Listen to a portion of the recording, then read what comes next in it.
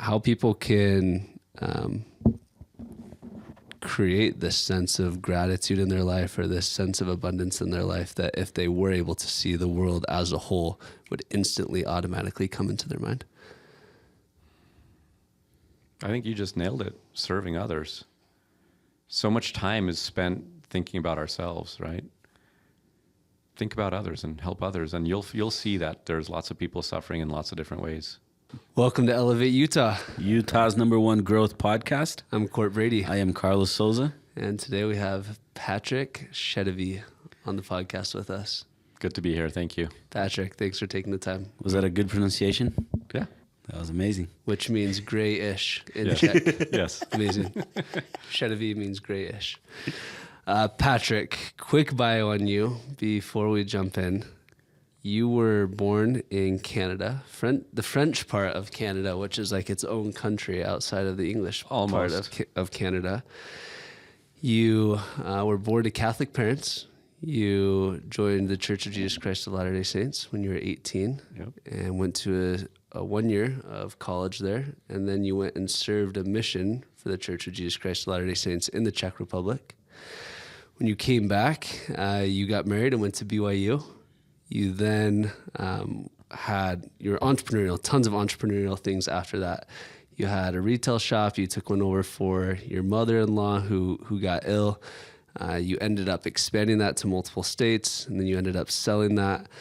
Afterwards, you had a little stint where right before 2008, you tried to open up an international school, and we'll hear a little bit about that.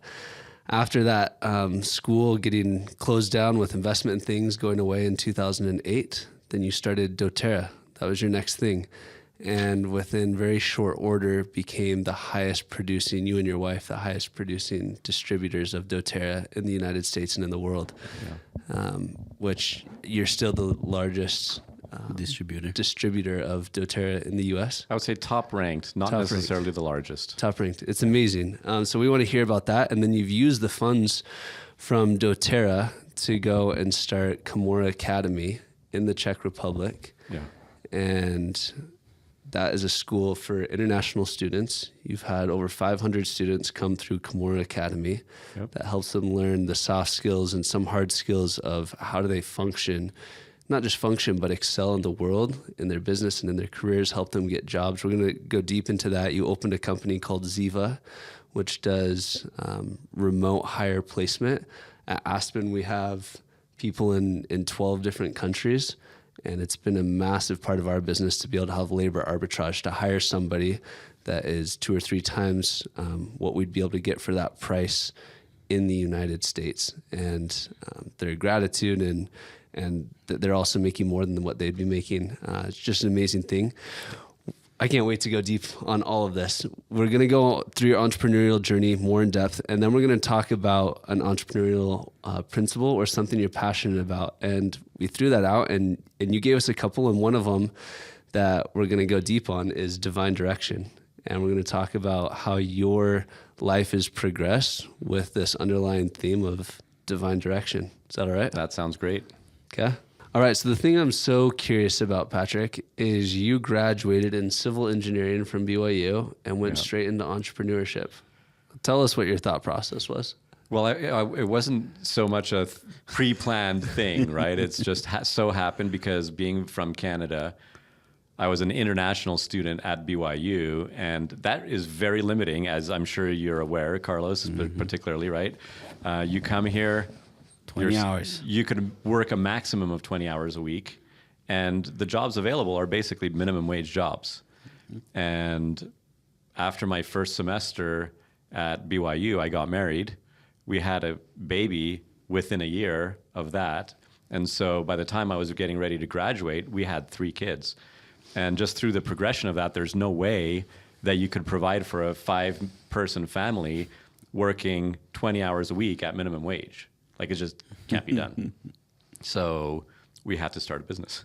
And tell us about that business. So my wife's mother was sick at the time, and she had a small retail store, 600 square feet. I mean, it's bigger than this, but not that much. Maybe a few times bigger than this, I guess. But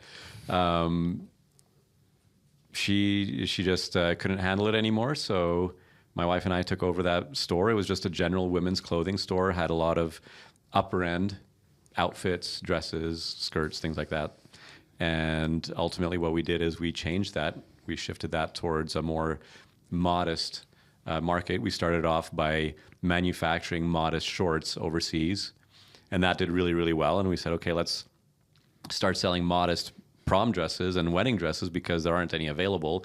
And everybody in this valley wanted to wear modest dresses, right? Especially those who are members of the Church of Jesus Christ of Latter-day Saints. So that's how that started. And then a couple years into it, like how you guys grew that outside of Utah. yes. So I don't know, by the way, if you want to cut that part out, it just kind of came out. So you can cut that part about the church out if you want. No, that's great. We'll leave it in. That's great. So I don't know your audience that well. So. No, it's perfect. That's great. So you grew that outside of the outside of Utah as well. Yeah. So we ended up. What was the name of it? So the original store was just named Elise's, which is my wife's name. And we actually changed it to Elise's Bridal because we started to focus really on bridal dresses and bridesmaid dresses and things like that, prom dresses as well. And we ended up opening up a store in Las Vegas, which crashed and burned. So we closed that one down. We opened one in Arizona and another one in Dallas, Fort Worth area. The Dallas-Fort Worth one didn't do great either. We ended up closing that one down. And the Arizona one we sold to a partner eventually, and we actually sold all of Elise's Bridal a little later. And at what stage in your life did you know that you wanted to open up an international school for English? Yeah, that's a really good question. So let me just go back to when I was a teenager, Please. just for just a moment. I was in 9th grade, and I was smart, good. I did well in school my whole life, right? But I mean, in 9th grade, how well do you know, right? I mean, everybody does pretty well up until that point, pretty much. But, okay, scratch that. I just felt bad for what I just said there. Because there's going to be somebody watching that's like, I sucked in school. I was feeling that was bad. So No. just take that part out. So there was this, I was in 9th grade, and I was doing well in school, but I just was so bored and I didn't like it. And I just felt like this is pointless until I had a physics teacher who had an amazing talent to help those who are struggling while at the same time inspiring those who were ready and capable and wanting more. And that's a very, very rare talent in a teacher. Yeah. And so ever since that year, I remember really vividly thinking in my mind, one day I'm going to start a school that's different from all other schools. And that seed was planted back when I was a teenager and forgotten for a long time. But then, after I started having some entrepreneurial experience with my wife, we had lived in the Czech Republic for a while, and we started to create an English program for Czechs, because the Czech youth there, they were in school. All of them were learning English from 2nd grade, or I think it was 2nd grade when they started to learn English. But they knew it very, very poorly because the teachers were all local Czechs. That's how the laws were. They had to hire local Czechs, and none of the local Czech teachers really knew English very well. Their pronunciation was awful. So we came up with a model where we could teach online. Online was still kind of in its early stages then. And we just wanted to help teach good pronunciation so that the students could have better opportunities in their life. And so that's how that started. And what year was that? That would have been 2007. And you felt at this point that was a calling. Yeah. Fast forward a year after, when everything's crashed, investment's gone. Okay. How do you... Thanks to the Great Recession of Yeah. 2008. Yeah. How do you stomach that or come to terms with how this...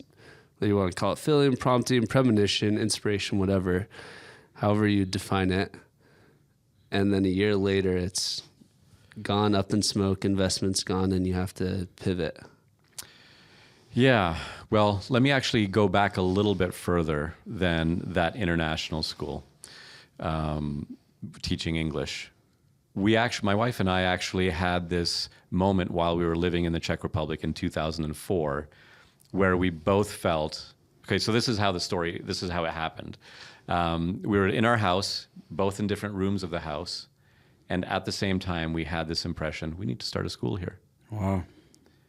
And so we came to find each other in the house, and we just started this conversation, filling in each other's sentences, because we both had this impression that we needed to start a school. So we knew that that was divine direction rather than just some random idea that we had. So that's where the idea specifically about the school came about. The international school teaching English was like our first iteration along the path. Does that make sense? Yeah, so you're saying when you had that experience that you started it and it didn't go according to plan, you just said, that was just the Thomas Edison. We found one way that didn't work. Yep, But that's not the absolutely. end of the road. Yeah, I mean, we did put it to rest for a while because we had to recover, from the recession and so forth. But after a while, I mean, we picked it right back up again. We never stopped dreaming, actually. Even during the recession when we lost everything. And it was actually so bad to the point we were like digging in the couches, underneath the cushions looking for quarters so we can buy some gas for the car. And we were still looking online for castles we could buy for the school. Because in our mind, we're thinking Hogwarts. We're thinking, let's start a school in a castle. Because there are so many castles in the Czech Republic. Why not, right? Yeah. Well, it's a good thing we didn't do a castle because they were super complicated and really hard and expensive to maintain. The crocodiles around them that you have to jump over to get Well, I it. mean, you've got walls that are like 1 meter thick, right? Or 3 feet thick. And your internet connection just is terrible everywhere. Yeah. Never would have thought about that for a castle.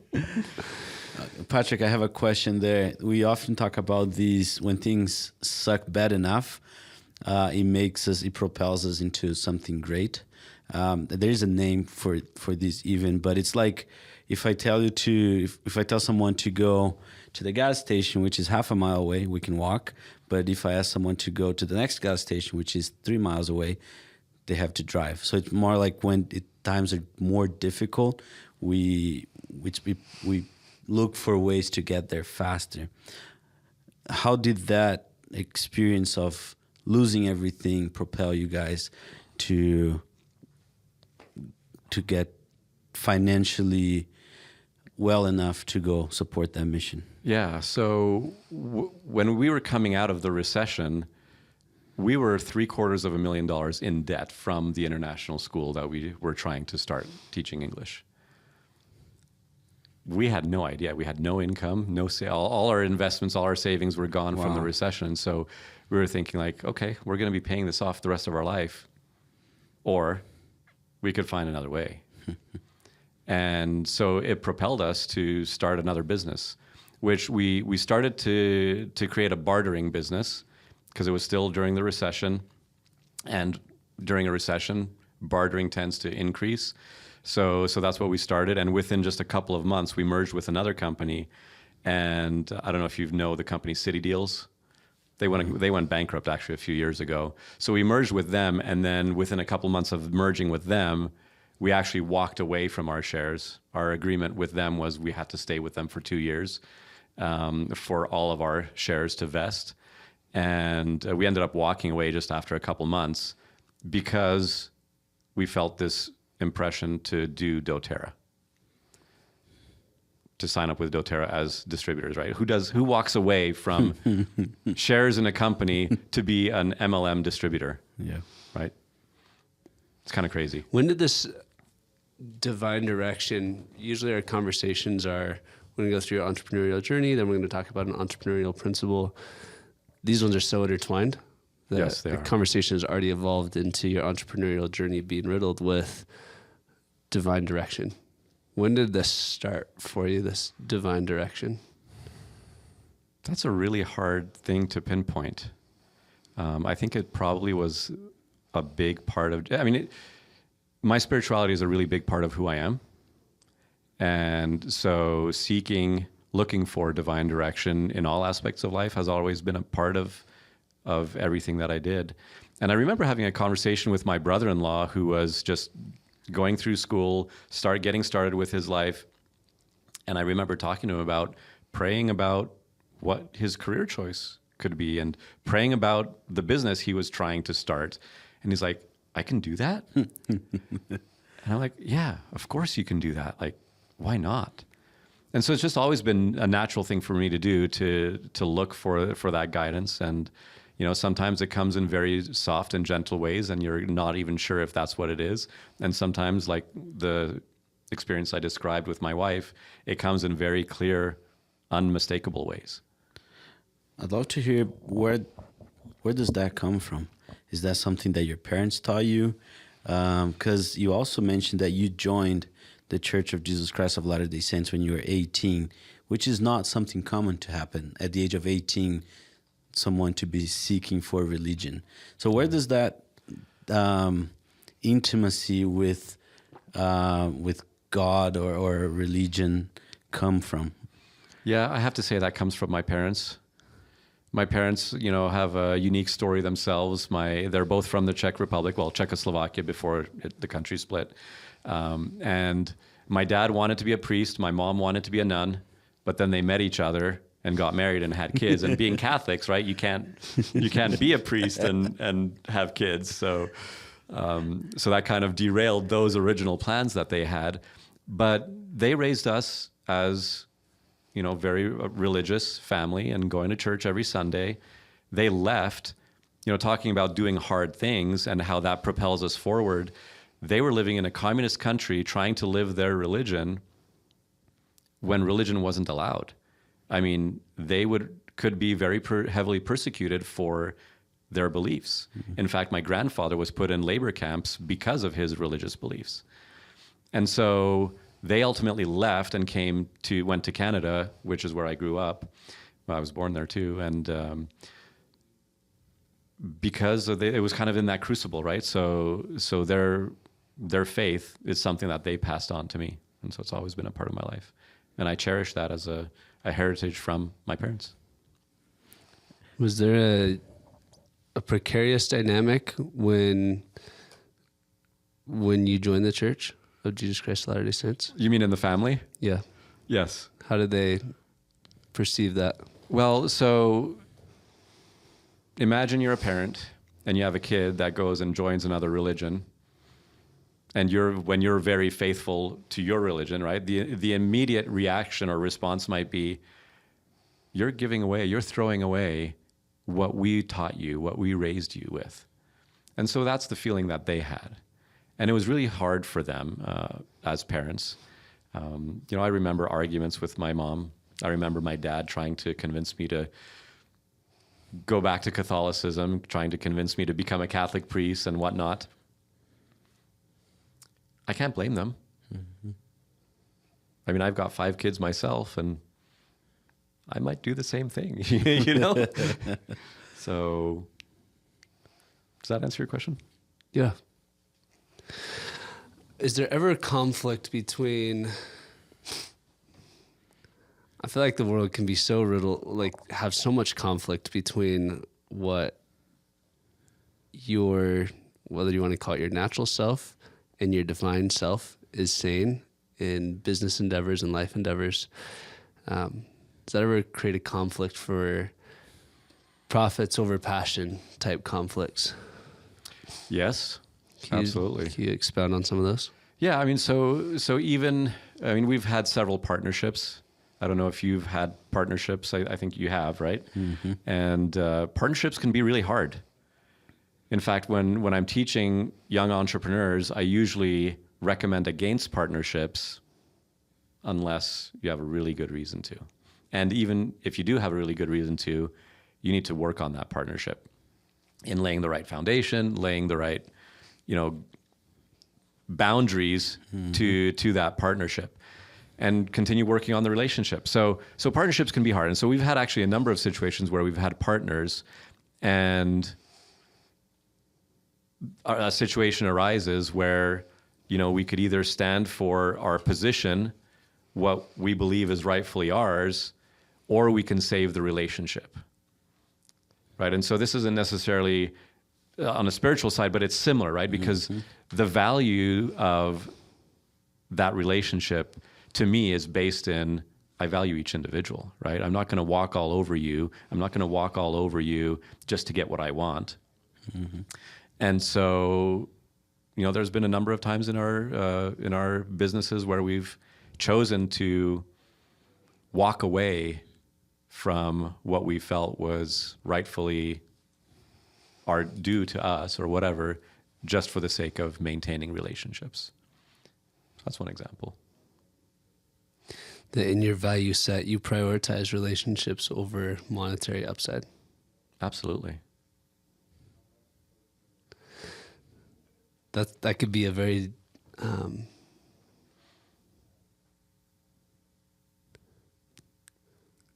that could be so difficult, Yeah, so hard. it is. It's always gut-wrenching, right? Especially if you're in a hard bind, especially if, you know, you're in a financial crisis at the moment yourself. So yeah, that could be very hard. Why we've had guests on the podcast at one, for example, and I'm not saying there's right or wrong. I'm just lying, you know, using as an example that they had to make a decision in the business, which came first, business or family, and they chose business before family. Why is that such a high priority for you, relationships over? Life is so much more than the material things that we have. And money comes and goes anyway. And having been through the experience of having to dig in the in the cushions to find the quarter to you know, put some gas in the car, having had that experience, you recognize how little you could actually live off of. We think that we need all this stuff around us to live, and the reality is we don't. And Carlos, you come from a country where there's many, many people around that live off of $200 or $400 a month. Yeah. Right? They make it. They figure it out. They're still happy. I remember a trip that I was on to Haiti. And people typically think of Africa as, like, when you think poor, you think Africa, right? And I've been to Africa and I haven't seen anywhere as poor as Haiti.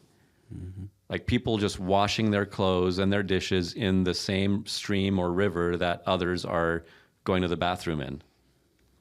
And you know, they had an earthquake years ago at this point, and you still go through the streets and there's still rubble, piles of old buildings that are collapsed that are there. And when you realize, you see them in that kind of abject poverty and still they're happy and they're smiling, and there's so much more than just those material things. And so, yeah, I think, you know, seeking that divine direction like you're talking about, it's just, it sets the priorities in a certain order and a certain, you know, put them all in their right place.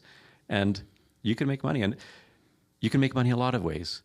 And especially if you have good relationships with people, it becomes easier to make money, because people will have your back, or people will connect you with somebody else, or people will share opportunities with you, or people will give you an idea that all of a sudden goes, oh, wow, that's $1 million idea right there.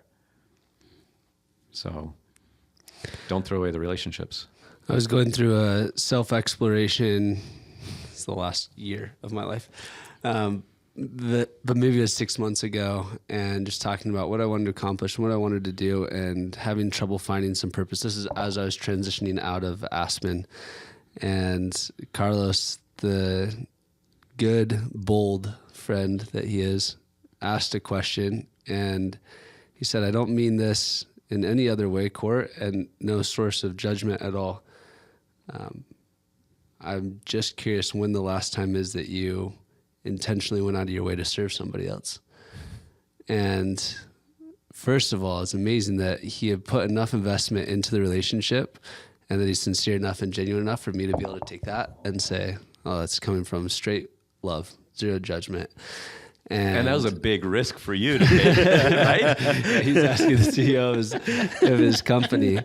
And it wasn't, and it hit me so hard, and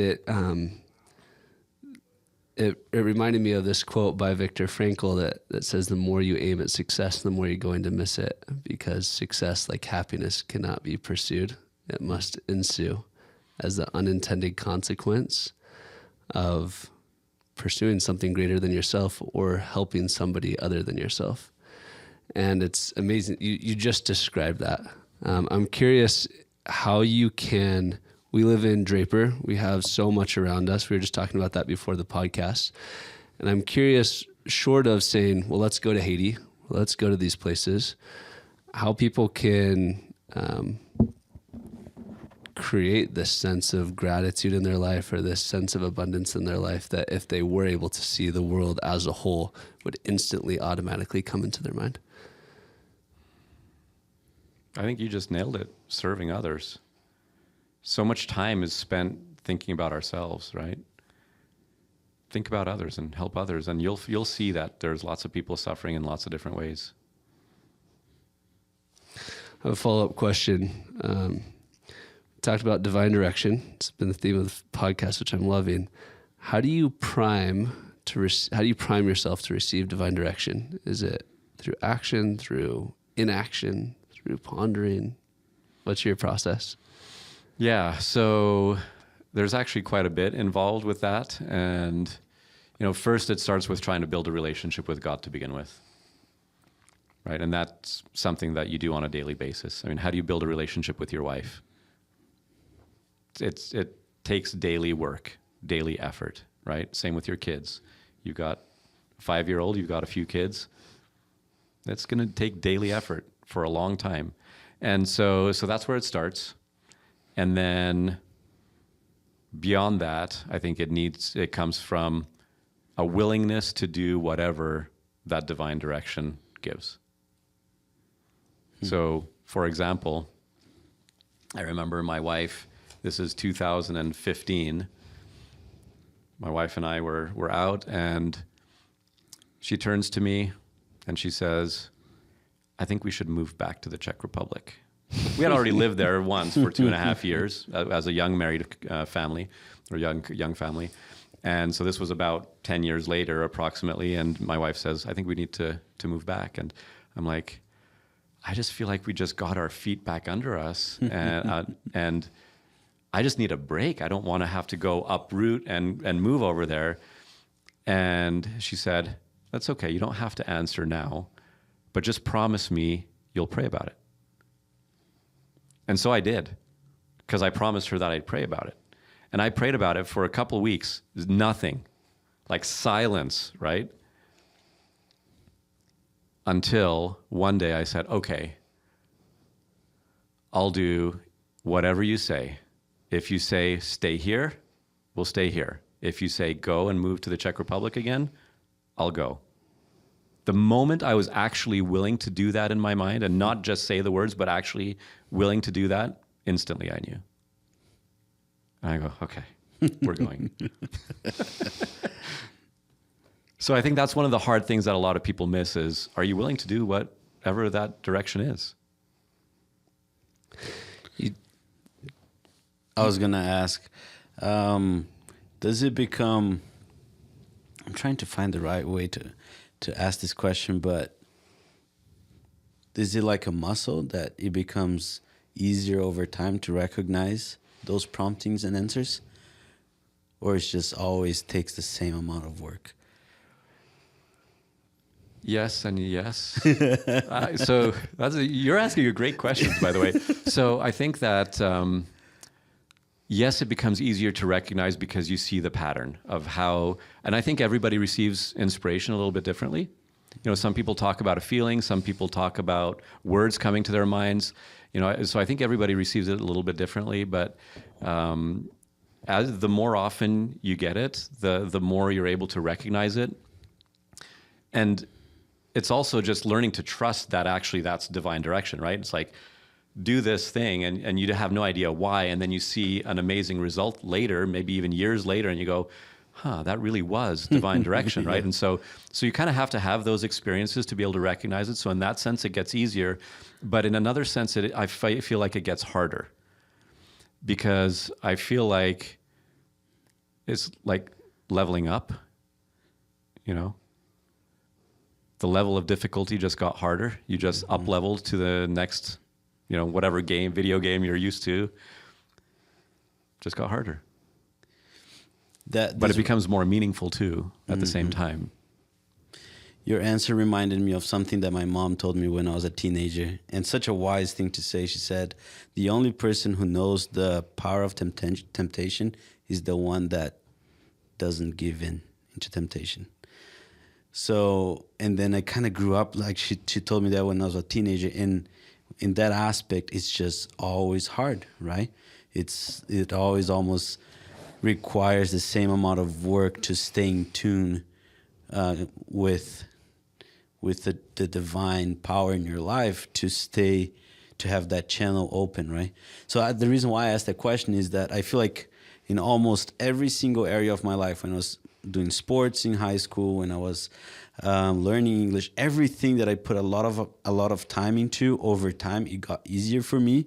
But the one thing that I've 26, 27 years on this earth, it just doesn't feel like it gets easier, is to recognize those answers and those promptings. So I was very curious, and the way you put it, I think, was great. One thing that you said when you had this change of, okay, I'm willing. Willing is the word that stuck out to me. This idea of almost all of Christianity believes in this idea of baptism, which symbolically is death and rebirth. Mm-hmm.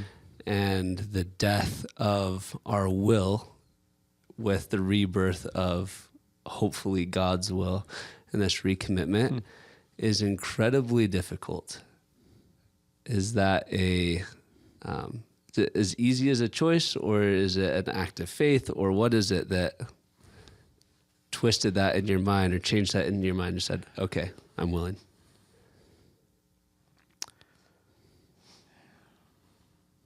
That's a really good question. It's a choice. It's an act of faith. And I think a choice is an act of faith, because you don't necessarily know what your choice will bring in, necessarily. And so maybe that's getting too deep on faith. I don't know, but maybe we can cut that out of them. No, I love that.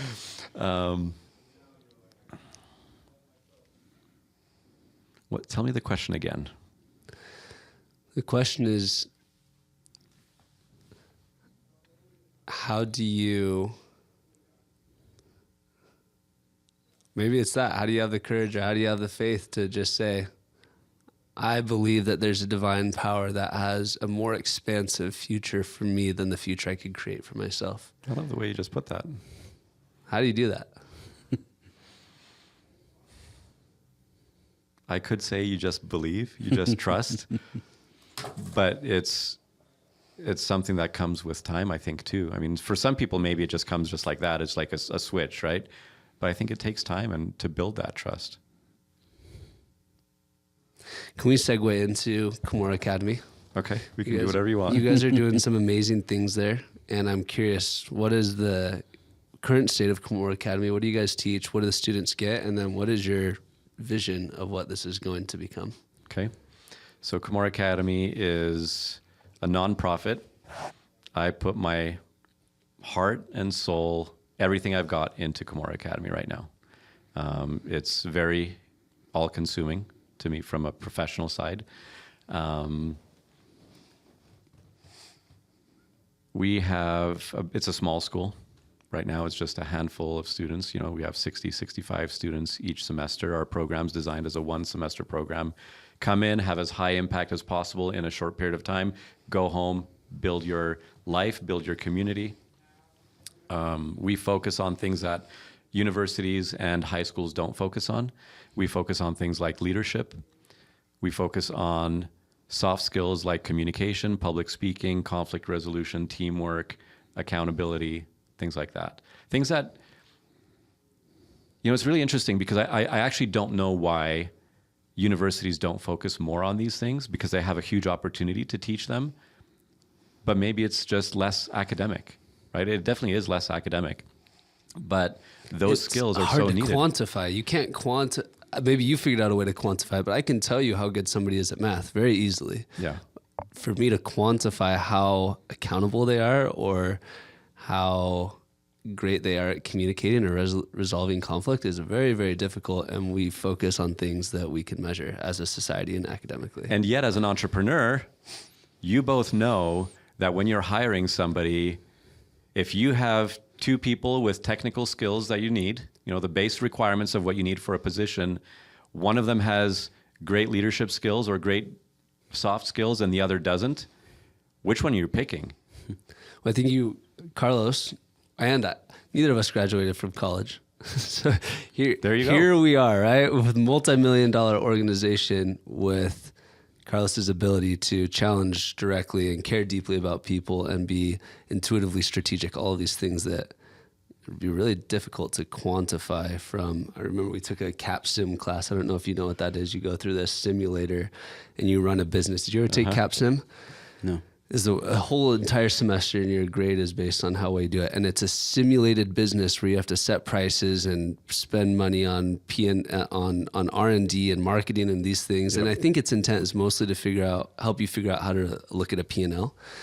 But the way I saw it was they're trying to get me to run a business and, this is all a business is you just move these knobs over here and then things happen, when that couldn't be further from the truth. Yeah. Okay, it'd be nice if it was that easy, right? I would hate if that was that easy because I'm not the quant that can go and do that, and I had to make up for it with other the soft skills. Yeah. So anyway, so that's what we focus on because that's, in my opinion, the differentiator. And more, I think companies are picking up on this, that the soft skills are such a crucial element because those soft skills determine a lot of your company culture and the company, just the environment in which they work. And for your company to thrive, it's all based off of who you have working for the company and how they work together and so forth. I mean, nobody likes to work in a toxic environment. So we focus on those things. And to give you an example, our students, we have a class on how to find a job. 93 to 97% of our students every semester, before the semester ends, receive a job offer that's better than anything they've ever had before. And we actually have that as a criteria for them to pass the class, is you need to get a job offer that's better than anything you've had. Otherwise, you don't pass the class. And that's the only requirement, actually, for that class. And the reason why that's important is because it puts some pressure on, right? It's not about how somebody arbitrarily grading your resume or your LinkedIn profile or whatever. Although those things are important and we teach them, right? How to do a good resume and so forth. But there's more to it. And so the average pay increase that our students get is over 80%. That's incredible. And that's just because, A, they know how to present themselves better, they know how to communicate better, they've learned some skills that they're able to add to their resume that weren't there before, and so they're differentiating themselves above everybody else that they're competing with. And it makes a huge difference. I had a teacher, I took the worst grade I got in college. I got a C- in my entrepreneurship class. And here you are. It was this. Does your teacher have a business? He does now. Okay. He does now. And was a phenomenal teacher. He was, I think, my only teacher that was a Harvard Business School graduate. And we went and did this activity where we went to the theater room and walked around on the stage, and someone would say a word to us, and I think we'd go and we'd see somebody and they'd say a word and we'd say a word, and then we had to figure out how to connect those words. And I was like, why are we doing this? Why aren't we figuring out like how to get an LLC set up and how to do all these things? And I asked him that, and he said, because you can go and watch a YouTube video on how to do that. But to develop this muscle of how to take seemingly disparate things and make them connect is one of the foundational aspects of business strategy and startups. I was like, oh my gosh, thank you. And it sounds like that's what you're doing, but there's no way that we could be graded on how well we are doing that. Yeah. No, quantitatively. It's really difficult. What's the long-term vision for Cumorah? So the vision for Cumorah is to, before I die, okay? So hopefully it continues on like beyond. the next 70 years. Before I die, which I don't know when that is, but I'm assuming I've got at least 10 or 15 good years left in me. Way more than that. 15 campuses worldwide, each campus of about 200 to 250 students. The reason why we like that size is because we feel like it's a critical mass to make some of those human interactions happen that we want to happen, while still keeping it small enough so that it's personal. Because you don't want to just become a number. I mean, all of us have probably experienced this in some aspect. You know, maybe it was in college or university or wherever else, but nobody wants to be just a number, just part of a crowd, anonymous somewhere. So we intentionally make it very, very personal, and that's what actually helps create this learning experience for those soft skills. Will you let Carlos and I help with the Brazil campus? Of course. That's kind of what I was going to ask, but I'm very interested in some of the details, if you can give us. What has taken, you said that over 500 students have graduated, have gone through the Cumorah program. Yep.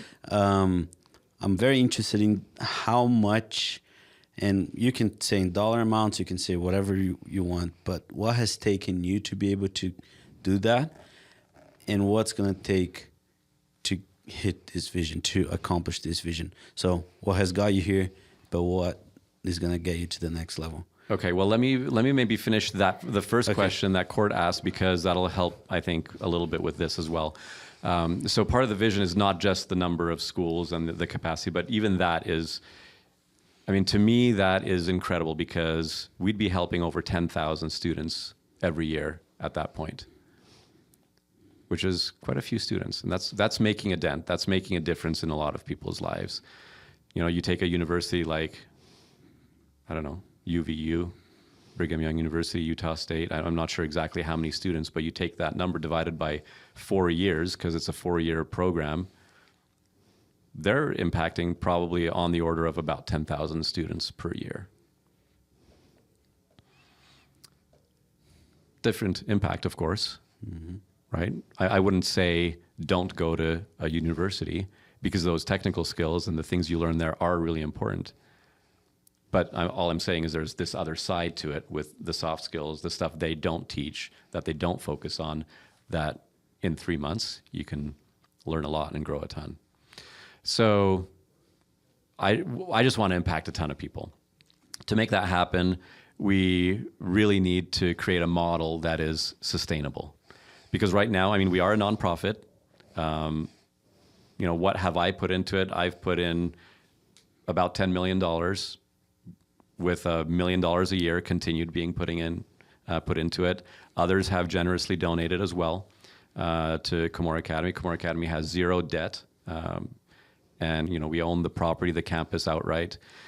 And so it's taken a lot of sacrifice financially. It's taken a lot of sacrifice time-wise. I don't get paid anything for what I do. I just do it because I love it. And honestly, getting paid for it would probably just, it wouldn't feel right. And I think it would just take away from the fulfillment that I feel from doing it in the first place. And so, yeah. And what's it going to take to get it to be sustainable? 15 different countries? So we need to first create a model of sustainability, right? So that we're not entirely dependent on donations, because it's really difficult. I mean, you get a down economy, the first thing everybody cuts back on is what they donate. That's the very first thing they cut back on. So we're creating some models to make it sustainable. And Ziva, that you mentioned in the introduction, is part of that, which is a staffing agency to place remote workers with US or North American, Western European companies to help them save, as you know, as you described, you save, you know, on the order of double, you know, you cut your costs in half or so on your labor costs. And at the same time, you're helping somebody in another country who, to have a significantly higher pay than they would otherwise have, you start lifting them out of poverty, and then they could start lifting the people around them out of poverty. It just feeds their economy.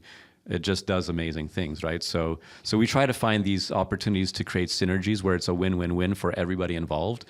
And that's what Ziva is. And at the same time, it's going to help contribute to financially supporting Cumorah Academy. So any profits that Ziva has, because Ziva is 100% owned by Cumorah Academy, any profits that may be there go to fund scholarships for students. That's a big nut to cover, though. $1 million of burn each year. Sure. Can you do that just through Ziva?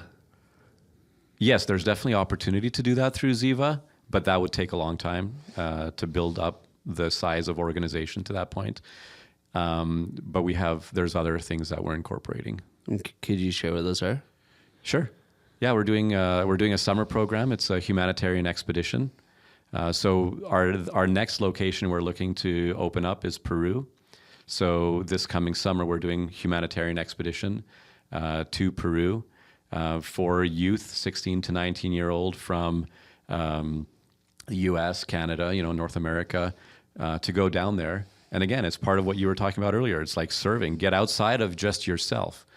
That's one of the challenges that our youth has nowadays, right? They're so in their head about how many likes they get on their social media. How do I look? What am I, getting done? What am I going to do? They have a hard time seeing outside of themselves. And so giving them an opportunity to serve like that is incredible. It changes lives. I believe you've had experiences where that type of service has changed your life. I believe you have too. And I think everybody needs that.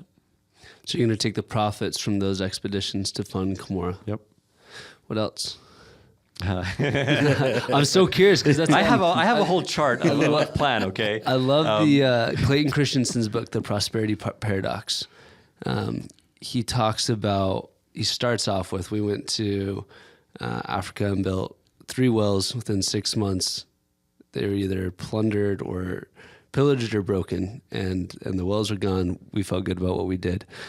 And the prosperity paradox is if you can come in and make it easier to generate, if you can create a business for profit and then elevate everyone else, then that self-sustainability that you're talking about. And so wanting to do this myself, I'm so curious about how do you go through this process of making Cumorah something that 100 years from now is 100 times bigger and greater than it is. Well, I'm curious what else, like from a tactical business perspective, goes into creating that sustainable, profitable model. So over time, we're going to have an alumni association, and I foresee that alumni will contribute, right? So there's actually a lot of pieces to this puzzle, and I don't know that we want to get into all of those details. And a lot of those things are in the future. We're not working on them now. We just know that at some point they're going to be in play. Like the Alumni Association, it's not going to produce a lot of revenue for Cumorah Academy right now because our students come from a lot of underprivileged countries. Their incomes are still relatively low, and they're going to have families. They're going to have their own struggles. I mean, it took me well over a decade to get to the point where I could do anything that was substantial. And I think it's going to happen for most of our students as well. We do have one alum from our pilot program that we did in 2015. He was in our business program. He's now a multimillionaire, and he's one of our larger donors to Cumorah Academy. That's amazing. And so that's going to happen from time to time and more over time, right? So alumni is one of the pieces of the puzzle. We have an entrepreneurship program where right now, for the last 3 semesters in a row, 100% of our students have revenue generating businesses by the end of the semester. And kind of similar to the how to find a job class, our whole criteria on how to pass this program, this entrepreneurship program, is you got to have a business that's generating revenue. And they do it. Now, are they generating large amounts of revenue? Are they profitable? Still small revenues, in some cases very small.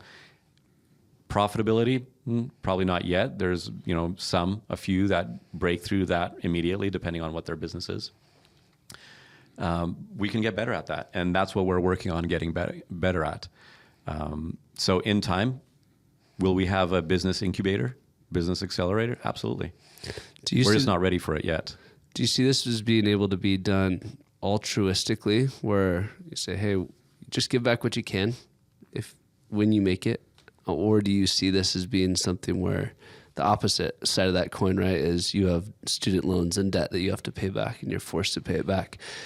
Do you see a world, I would assume, based on just our conversation, that you would err on the side of the altruistic side if you can give back?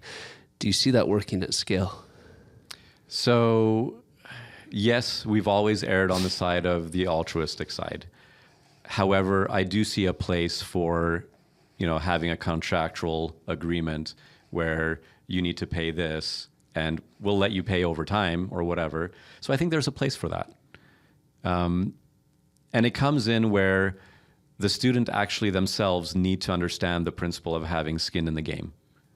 If somebody gets something for nothing, it usually doesn't help them. My son was a missionary in Africa. When he came back, he was talking about how everybody wants to donate clothing, stuff to Africa. And he came back, he was only 20 years old when he came back, but he had a really, really powerful perspective. He said, when they just give like that to those people, it actually destroys their economy. It's hurting them more because it creates a mentality of, here's a white guy, give me money. How are you going to help me? How are you going to save me? And they don't do the work themselves to build their own economy.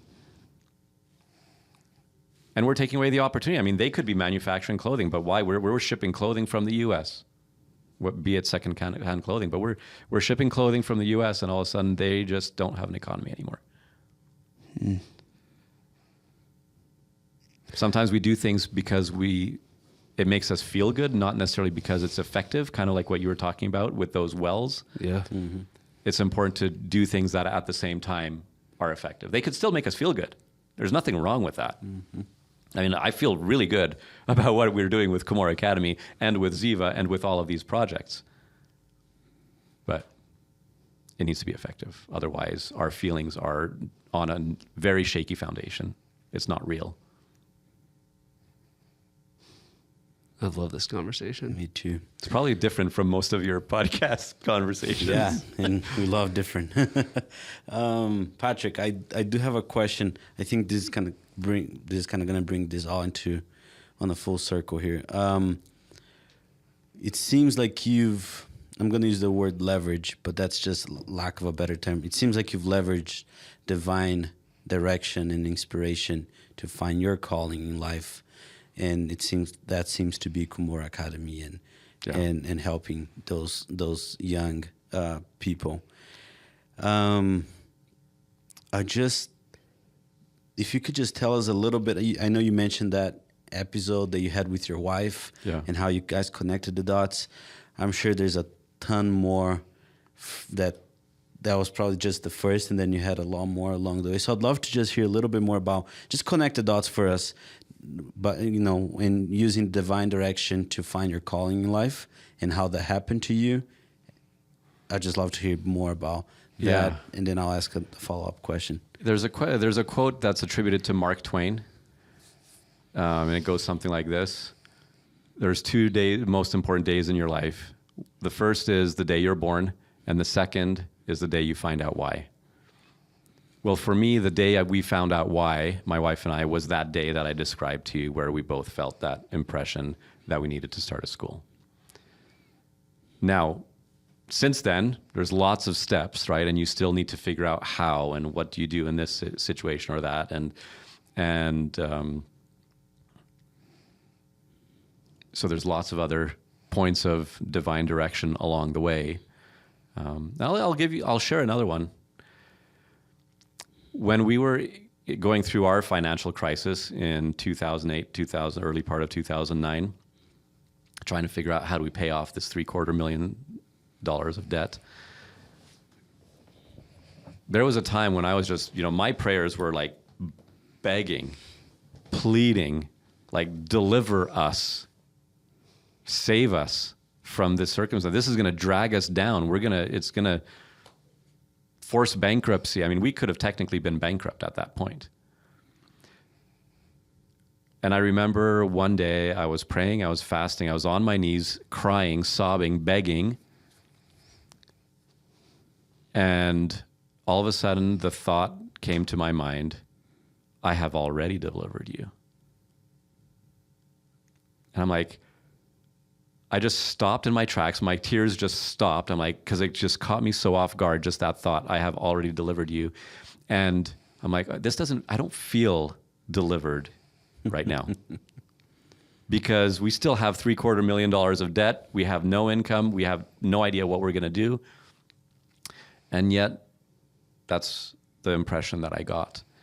And that was probably a couple months before we started our journey with doTERRA. And so in his mind, the plan was already laid out. I just need to walk the path, right? So he already created the path. He already prepared the way. And it was just a matter of time till I caught up to it. And so that was one of those moments where, A, it gave me comfort, B, it gave me strength to keep going. And it was a beautiful opportunity for me to just see the hand of God in my life and how he works in just really mysterious ways. I would have never chosen multi-level marketing. Network marketing is the preferred term these days. And it's been the catalyst. That's what's been the this. catalyst financially for us to be able to do this. Mm-hmm. I love that.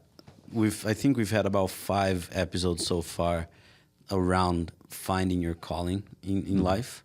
So I know that the audience, the people who listen to the podcast, appreciate that subject. So I'm curious on what advice would you give to someone who's looking for their calling in life, and how can they use divine direction to find that? Okay, that's a great question. You should come to Cumorah Academy.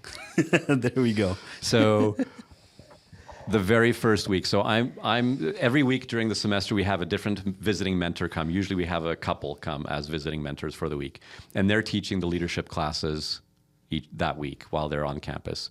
The first week and a half of the semester, it's always me that's the mentor. And my second leadership class of the entire semester, that I've never delegated this to anybody else, I never allowed anybody else to teach this to this point, that second lesson is on having a life vision, creating a life vision. And that's all we talk about, is the importance of having that destination point of what do you want to achieve in life as your guide throughout your life. And we always encourage our students to seek whatever divine guidance to them is, whatever's divine guidance to them. We have students that are Christians, we have students that are Muslims, we have, the bandwidth, we have students that are atheists as well. And we'd encourage them to seek whatever you feel as a higher power, seek that direction as you're coming up with what your life vision is, when you're setting your life goals. I'm not talking about your goal for this week or whatever. We're talking about the core things that are important to you. And we talk all about that. It starts with seeking. And it continues with giving. So the life vision is the second leadership lesson I teach. The first leadership lesson I teach is about being a giver versus a taker. And I talk to them about, if I say, I don't know, don't think of a purple elephant. What are you going to think about? The image of a purple elephant comes to mind, right? So if you don't know what you're looking for, you won't find it. So you need to know what you're looking for. You need to know what you're seeking. So you need to seek direction, if that's what you want. And at the same time, there's a verse in the Bible where the Lord says, if you find your life, you will lose it. If you lose your life, for my sake, you will find it. And so it's kind of a little bit paradoxical. You need to seek for what you're looking for, and truly seek, right? I mean, seeking is more than just looking for something. I'm looking around. I mean, when I say the word seek, I'm imagining Harry Potter going after that little golden snitch, right? I mean, he's racing after it. He's risking life and limb to get it, right? So that's seeking on one hand, but the way to actually obtain it is by giving, by being a giver to those around you, by losing your life for those around you. And that's like going back to that service you were talking about, Court. I love that. This has been so powerful. and there's so many things that align with things that we believe, and probably why I've enjoyed this conversation so much. So yeah, I've enjoyed this conversation so much this far, Patrick. Well, this is fun. Thank you. We have one last question for you. You can pick any time in your past, but instead of sitting across from Carlos and me, if you were sitting across from a prior version of yourself, what version would you pick, and what advice, or what would you tell that version? Yeah, if I could pick the time to kind of like just intervene, right? And just say, okay, dude, you needed to know this. That's an interesting question.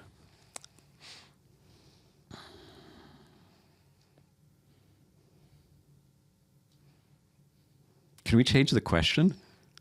This is your podcast. Can we imagine like a future me coming to me now I love to that. give me advice? Yeah, well, channel your future self.